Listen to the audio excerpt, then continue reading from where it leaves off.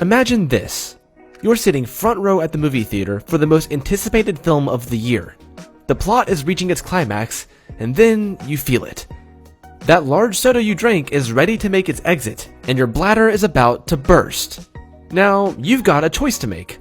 Do you stand up and risk having popcorn thrown at you for interrupting everyone's viewing experience, or do you hold it in and sit through the discomfort? Many people would deal with the embarrassment and go to the bathroom. But what if you didn't?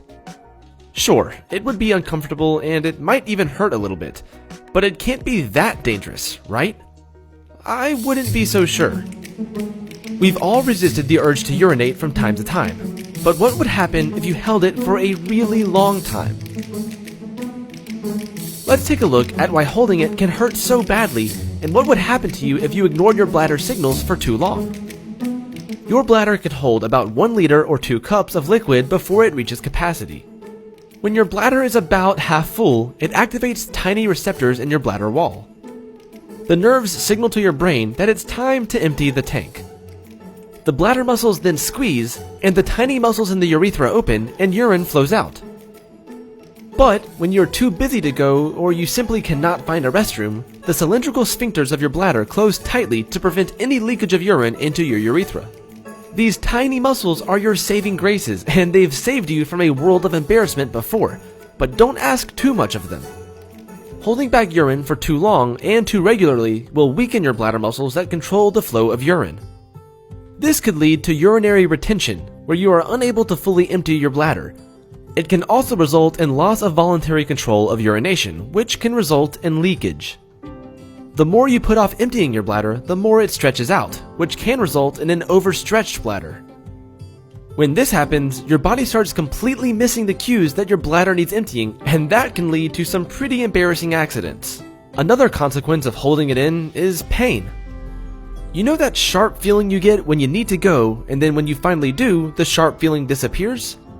Well, holding on for too long can mean that the awful pain in your lower abdomen continues and even gets worse.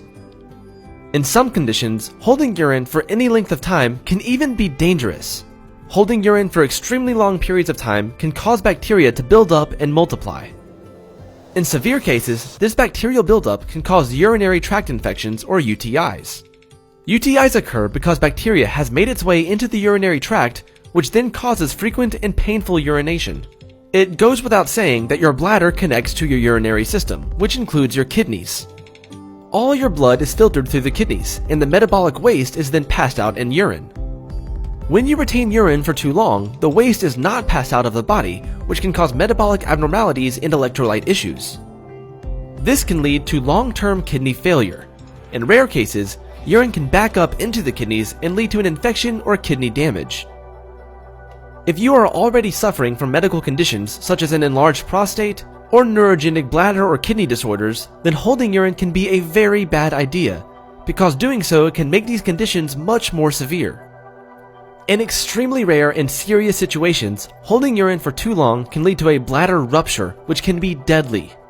In most cases, holding it every now and then isn't harmful to your health. Just don't do it often, or it can lead to some serious problems down the road.